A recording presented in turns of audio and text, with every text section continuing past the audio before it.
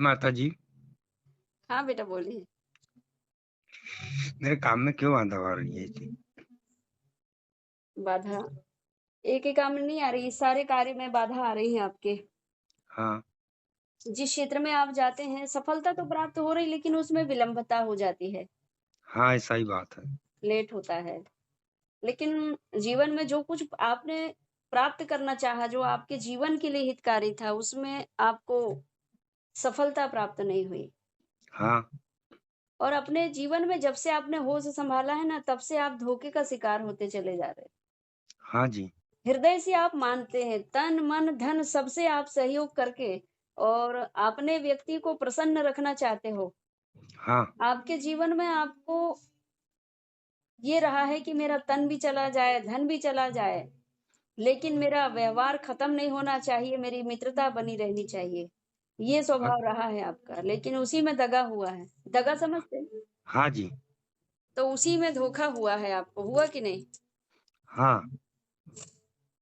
और बार-बार क्रोध का शिकार बनते हैं आप, टेंशन आता है आपको, हाँ। क्योंकि सटीक निर्णय लेने में आपका मन अभी भी सक्षम नहीं है। हाँ। आपके जीवन में क्या सूटेबल है, क्या अच्छा होगा, क्या नहीं हो रहा है, ये इसमें आप निर्णय लेने में सक्षम नहीं हो पा रहे हैं।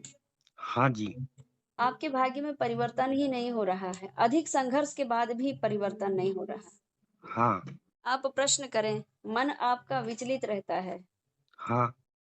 तो जिस क्यों ऐसा हो रहा है? जिस कार्य में सफलता प्राप्त होनी, वहां आप अब की कंडीशन में जहां हाँ। आपको सफलता मिलनी है, वहां आप दिमाग नहीं लड़ा रहे हैं। हाँ। और जहां सफलता नहीं मिलनी है, वहां आप तन मन से कार्य में रत हो जाते हैं, भिड़ जाते हैं और फिर भी हाँ। असफलता को ये ही प्राप्त कर रहे हैं। जब सफलता प्राप्ति के योग बनते हैं, तभी ईश्वर से हमारा संबंध जुड़ता है बेटे। हाँ, और सही बात। ईश्वर को, हाँ, ईश्वर को पहचानने के लिए, ईश्वर कहाँ रहते हैं आपने देखा? नहीं हुँ। देखा। नहीं। देखा? ईश्वर कहाँ रहते हैं? परमात्मा कहाँ रहते हैं? माता रानी कहाँ रहती हैं? ये देखा इनका मूल स्थान? अपने हृदय में। हृदय में निवास करते हैं। तो हृदय में आपके भी निवास करते हैं, हमारे भी निवास करते हैं। संसार में जितने प्राणी सबके हृदय में निवास करते हैं। लेकिन अब हम उनको, जब आपके हृदय में निवास करते हैं तो फिर कष्ट क्यों? अब यही तो समझ में नहीं आ रहा। हाँ, इसीलिए वो अभी जागृत अवस्था में नहीं है। और उनकी पूर्ण कृपा अपन को प्राप्त कैसे हो, ये मूल जानकारी। और परमात्मा का हम अंश हैं, है हाँ। ना? जैसे हम ईश्वर का अंश हैं, उस हाँ। अविनाशी, उस पार ब्रह्म परमेश्वर के अविनाशी शक्तिमान सारे देवताओं जो है ना, वो श्रीमान है। श्रीमान के भी जो है देव, वो शक्तिमान है। वे हाँ। शक्तिमान भगवान शिव हैं। और उनको जब हम जागृत अवस्था में प्राप्त करेंगे, तब वे बोल बता के हमको सजेस्ट करते हैं, मार्गदर्शन करते हैं कि बेटा तू इस क्षेत्र में तुझे लाभ है, इस क्षेत्र में तुझे हानि है। संतों के हृदय में जागृत अवस्था में रहते हैं, हाँ। और आपके भी हृदय में है, लेकिन अभी सूक्ष्म सुषुप्त अवस्था में है। हुँ, हुँ।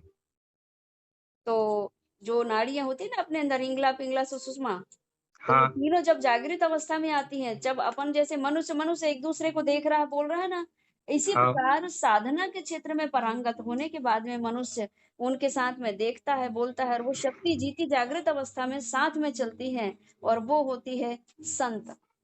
हुँ, हुँ। संत के साथ प्रत्येक पल वो जागृत अवस्था में रहते हैं, और उनको मार्गदर्शन देते हैं कि तुझे मैं इस भक्त से, इस मनुष्य से जुड़वाऊंगा, जिसका हुँ। जीवन अंधकार में है, और उसके जीवन को प्रकाश में लाने की जिम्मेदारी आपको सौंपता हूँ। क्योंकि हाँ। वो मुझे भजता है, वो मुझे जानता है, लेकिन मेरी पूर्ण कृपा कैसे प्राप्त करेगा ये उसे नहीं मालूम है। तो उसे आप मार्गदर्शन करो और उसके जीवन में प्रकाश लाओ, मैं लाऊंगा, माध्यम हुँ। आप बनोगे। इसीलिए हमारे जीवन में शुभ प्रकाश लाने के लिए और जीवन को शुभ उच्च शिखर में प्राप्त करने के लिए संतों की आवश्यकता होती है, सिद्ध महापुरुषों की आवश्यकता होती है। हाँ। आपके जीवन में बहुत संघर्ष आपने किया है और कुछ प्राप्त भी किया है, लेकिन अभी की कंडीशन आपकी बहुत अच्छी नहीं है। कुछ बहुत कुछ प्राप्त करना चाहते हैं और उसमें ब्रेक लग रहा है, तीसरा व्यक्ति इंटरफेयर करके, और आपके भाग्य को दुर्भाग्य में परिवर्तित कर देता है। हाँ तो इसीलिए माँ पार्वती जी का जो दिव्य स्वरूप है उमा भवानी, हाँ उमा भवानी की ही कृपा प्राप्त होगी, तब संतों का सानिध्य प्राप्त होगा और संतों का सानिध्य प्राप्त करके फिर दीक्षा के माध्यम से फिर अपनी अम्बा भवानी की ही पूर्ण कृपा प्राप्त करो, बाबा भोलेनाथ की ही भी पूर्ण कृपा प्राप्त करो। हाँ ठीक है बेटे। हाँ ठीक है ना माता जी, तो आगे क्या करना है? अब आगे ऐसा है कि मैया जी की कृपा जब होगी तब आप सिवनी पहुंच जाएंगे हाँ हाँ और फिर कृपा ही कृपा प्राप्त होगी। माँ बगुलामुखी दरबार सिवनी में भक्त लोग कई परेशानियां लेकर पहुंचते हैं। किसी की मानसिक, किसी की शारीरिक, किसी की आर्थिक परेशानी होती है, कोई भूत प्रेत बाधा से परेशान है, तो कोई कर्ज में डूब चुका है, कोई पितरों से परेशान है, तो कोई शत्रुओं से परेशान है। भक्त अनेक प्रकार की समस्याओं को लेकर आते हैं, लेकिन माँ बगुलामुखी की कृपा से गुरु माता संपूर्ण समस्याओं का निराकरण समक्ष रख देती हैं। अधिक जानकारी हेतु गुरु माता जी के YouTube चैनल को अवश्य देखें। देवी ज्ञानेश्वरी गोस्वामी नाम से गुरु माता जी का YouTube चैनल है, जिस चैनल में आपको संपूर्ण माँ बगुलामुखी साधना, पूजा, अनुष्ठान और दीक्षा परंपरा की जानकारी प्राप्त होगी।